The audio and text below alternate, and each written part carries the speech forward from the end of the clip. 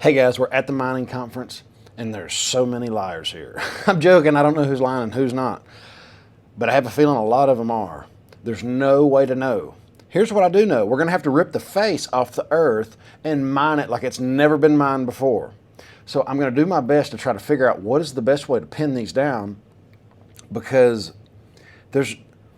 it's the easiest thing to lie about.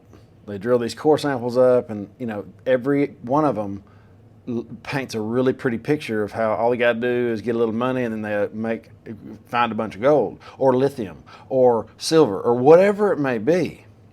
But some of them are going to go to the moon. These miners are going to run like cryptos. That's why I'm here, to try to figure it out.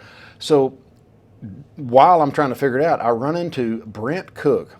He used to work for Rick Rule. He did a speech about how to look at miners and look at their financials and see how they're doing, see if they're going to even make it, if they have a chance, a legit chance to make it. So I hope you enjoyed this interview. I'm going to keep this kind of stuff coming because we're going to ride this thing like Seabiscuit. So y'all stay tuned, hit the like button, subscribe, and ring the bell. Let's go. Brent Cook here. He was an analyst for Rick Rule, and you guys know I really admire Rick and his work, and I can't imagine the stuff y'all have been through and done together. Oh, it's good. And he's going to kind of give us a brief synopsis on how to evaluate a junior miner. So what are some things to look for? I'm curious. Well, what I look for, and what we look for at Exploration Insights, which is the newsletter that Joe Mazumdar and I write, is early stage exploration. We want to be very early on to a major discovery that's going to take this, give us 10 bagger on a stock. It doesn't always happen, but that's the goal. So I think the obvious things: share structure, cash, market cap, that sort of thing. But really what it comes down to is what the deposit looks like.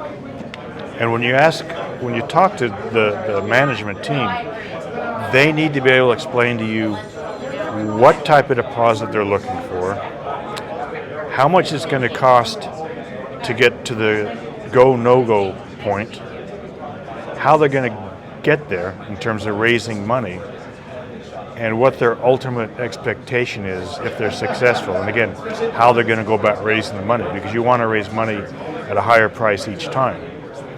So they need to explain to you in layman's terms what they're looking for and how they'll know if they're successful or not. And if they don't know that, sure, you're going to lose all your money. Yesterday, last night actually, everybody was in here having cocktails, hanging out, visiting. I got my selfie stick and I got my camera, and I said, I'm just going to walk up and see if they can spit out, without rehearsing and without anything. Mm-hmm. And a lot of them ran off. Yeah. A lot of them didn't want to talk. But the ones that did, that knew their stuff, they're like, oh yeah, it's got this, it's got copper, and it's got, And I let them tell them their stock ticker and all that. But so, is there like a certain, like a 1, 2, 3 question I should be asking these junior miners? Because I'm super interested in it. I've been involved with Sprott in private placement. He did like a basket for me. He set up like 47 different smaller, I'm sure you've been involved in some of that. Mm-hmm. And I was extremely early. It's my thing. But it looks like it's heating up. You should see the miners here, guys. They're all over the place. I don't know how many's here, but it's a good show. It's a good show, and there's new people, new money. It's good to see. So what's the main question I should ask them in my interviews? How do they know if they're successful or not successful? When do they know when to quit?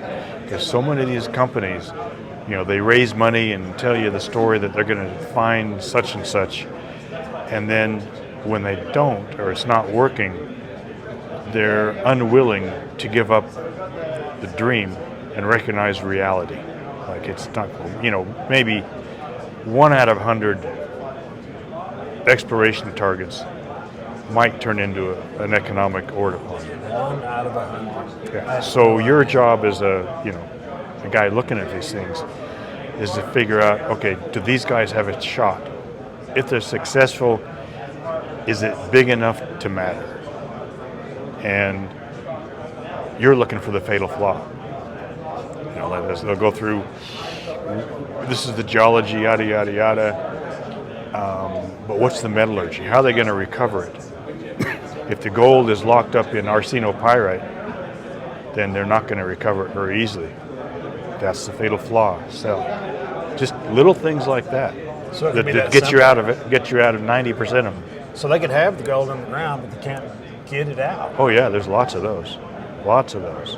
I was trying to pin a guy down yesterday who was talking about the technology they've got now and how easy it is to see. And I can kind of see that because I don't know how much you fish, but they've got something now called panoptics. You can pretty much see the fish and your bait.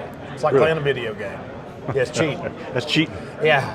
So I didn't know if there was that kind of, does that exist? Not that Can good. you really tell what's down there? You just get an idea.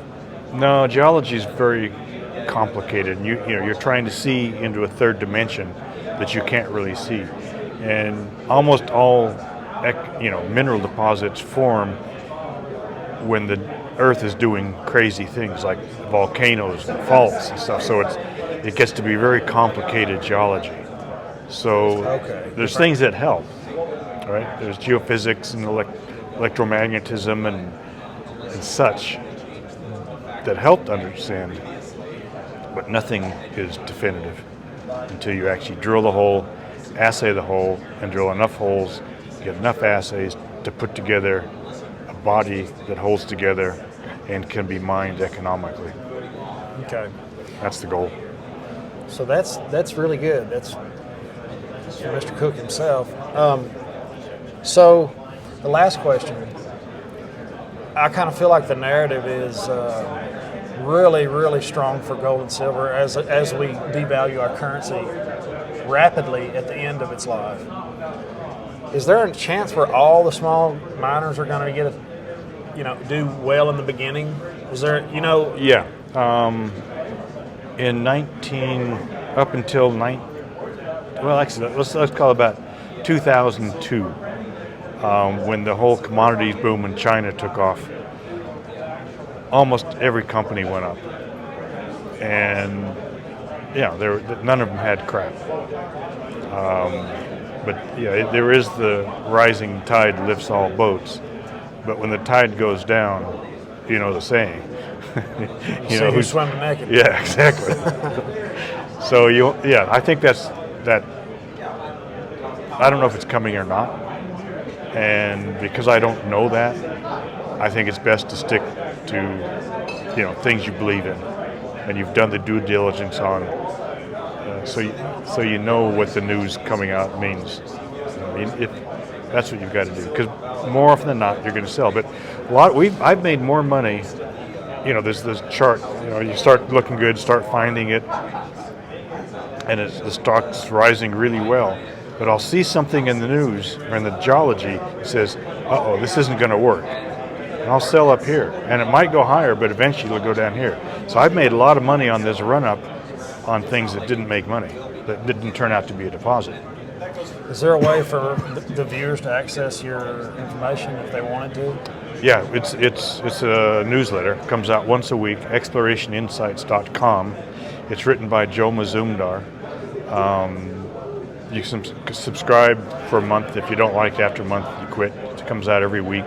Everything we've written, bought, sold, said is searchable on the website, and we don't get paid by anyone to say anything. It's just about what we're buying with our own money. So it's completely independent, no bias.